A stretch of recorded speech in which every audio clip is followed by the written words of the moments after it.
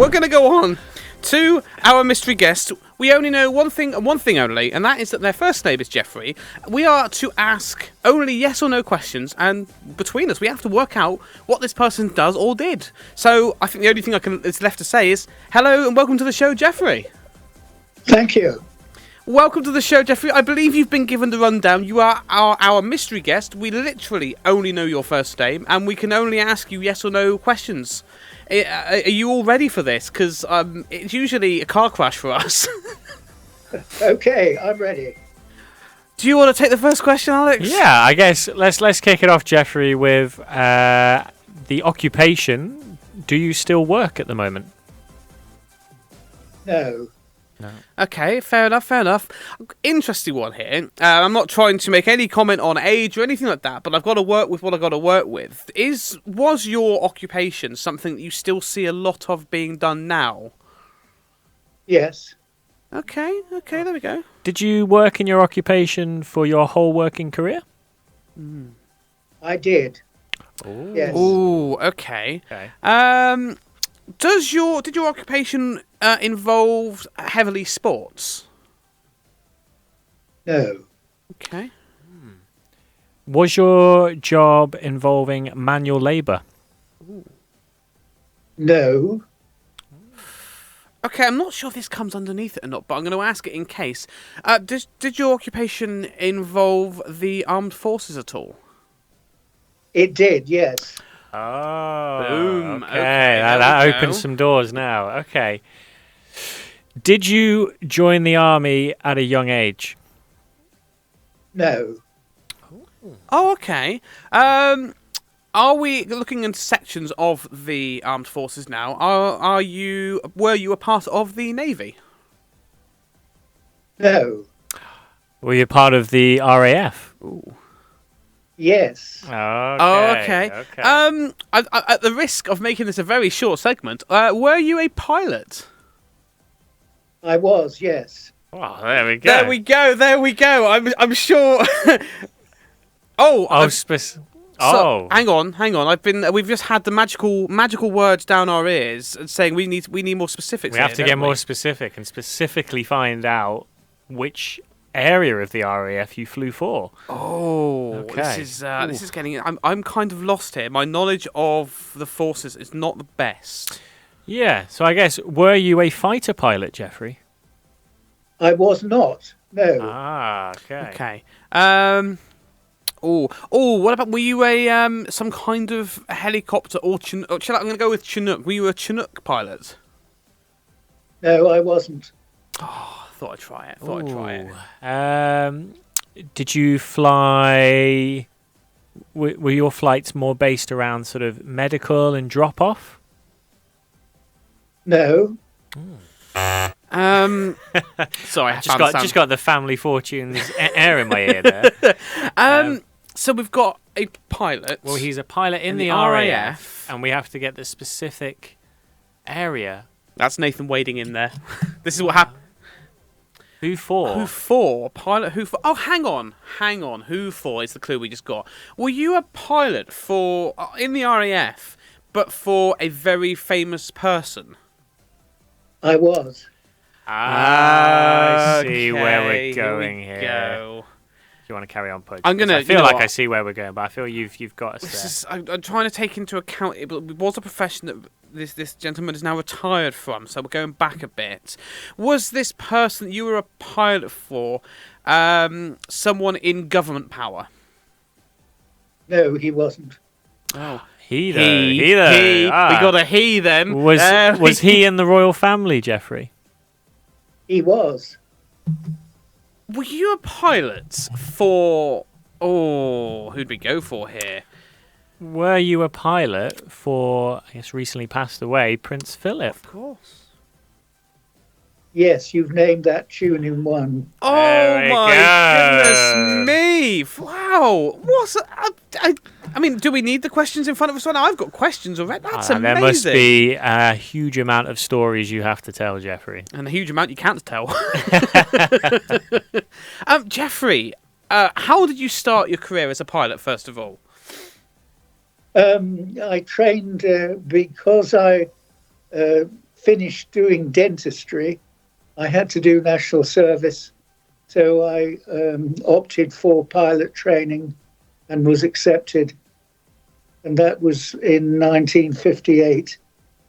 Wow. Oh, amazing. And had flying always been a passion of yours, Jeffrey? Was it something that you'd always wanted to get into, or was it something that just sort of came up? It seemed like a good idea at the time. It's always the best one, isn't it? And I've got to just quickly say, I mean, to go through dentistry and then go, you know what, actually, I know a lot about teeth, but let's try flying instead. How does that come about exactly? What changing dentistry? Yeah, the sudden change from dentistry to flying. It's not exactly a natural career pattern, is it? I decided that I couldn't spend the rest of my life gazing at people's mouths. There was better things to look at. You know what? That's a very fair answer. That's very good, yeah. And so Jeffrey, what kind of training was involved then in order to become a pilot? There was general training where you flew single engine jets. It was single engine jets at the time. Before that, it was piston provosts. And then you did advanced training on vampires, and then you qualified as a pilot. That's incredible. Absolutely yeah. incredible. So obviously the next, I mean, the natural question is what happened for you to become Prince Philip, of all people, his pilot? How did this opportunity find you? Well, I graduated from being a co-pilot to a captain, and then graduated to being a training captain. And I was in the position of training all the Hercules crews when I was selected for the job. I still can't get over this. I mean, we've had some guests on before, but this is pushing it up there now. Yeah. I'm genuinely starstruck. How old were you when you became his pilot, Jeffrey, and how long were you his pilot for? I was his pilot for 24 years. 20. I started in 1973, and I left the Air Force as his pilot in 1997.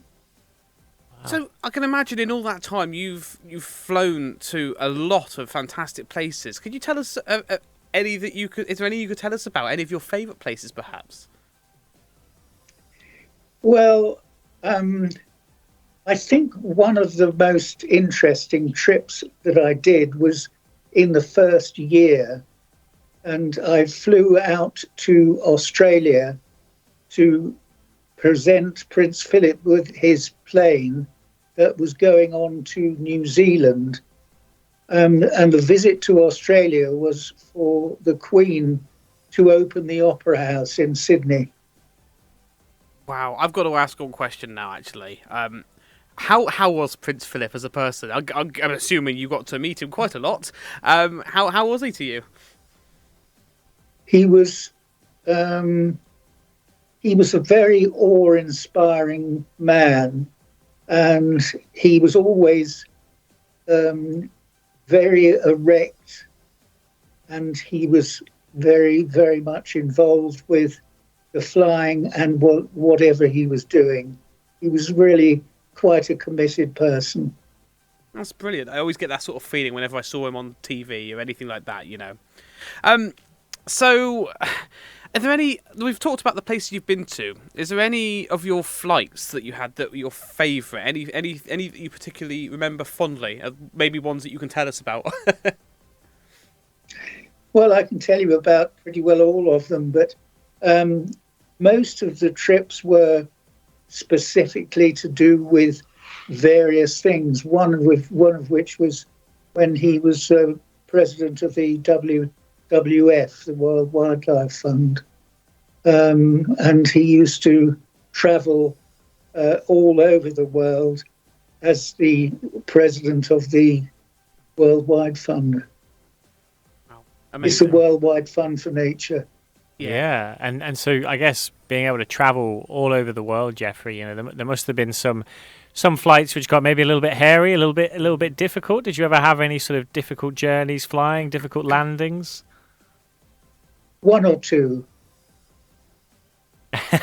I'll say no more. I'll say no more. Don't want to talk about those. Fair enough. So you're obviously now here in Cornwall. Have you spent much time in the sky above our lovely county?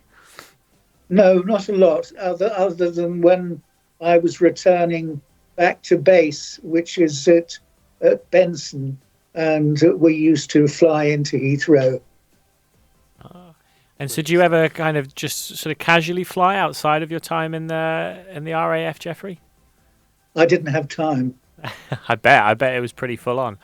Absolutely. Now, I believe we've got some photos of you here. As we bring them up, would you be able to tell us about these, please? Well, that was when I was presented with the two aircraft that you see in front of you, one of which is the Andover, which is on the right-hand side, and the aircraft by its side is a BAE 146, which is the last aircraft that I flew. Wow, amazing. Oh, there we go.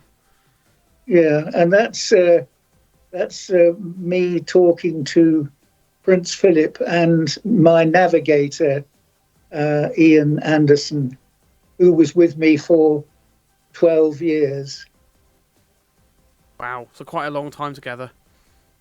Yes, this is one of the trips where after the business has been done, His Royal Highness would stand in front of the aircraft with the crew, and we would take a crew photograph, which he would then sign for each of the crew members.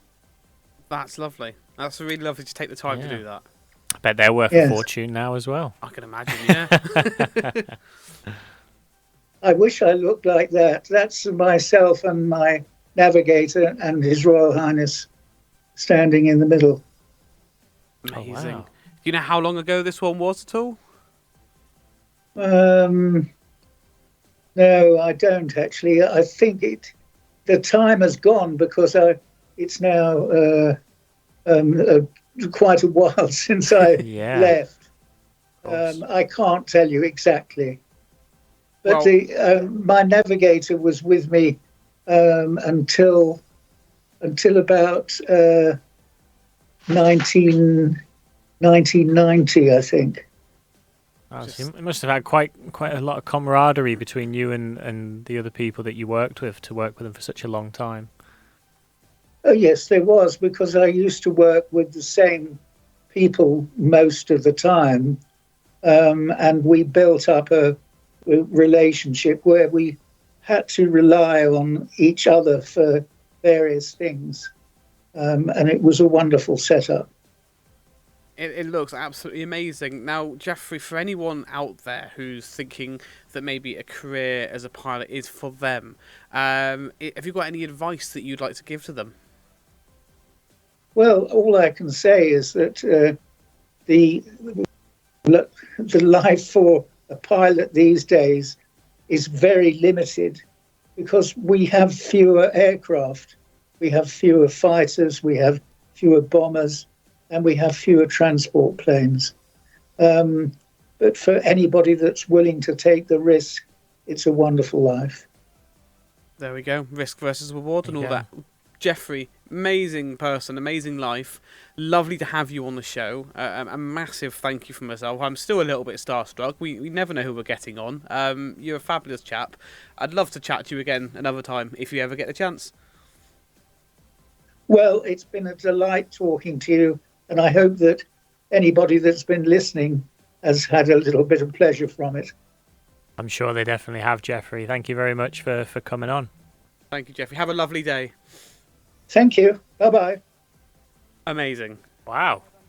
Did not expect that. I mean, well done to whoever behind the scenes managed to get that hook up, by the way. Well, very well done. And to go from, I'm going to be a dentist, to then... Yeah. Nah, I don't really want to stare at your mouth. I want to get in a plane and fly it around the world. I mean, fair reasoning. It's like, this is boring. What's more exciting? Absolutely. I'll do that instead. Wonder how many dentists now are going to go, you know what, he's right. Better not start panic buying those teeth, people, or those dentures.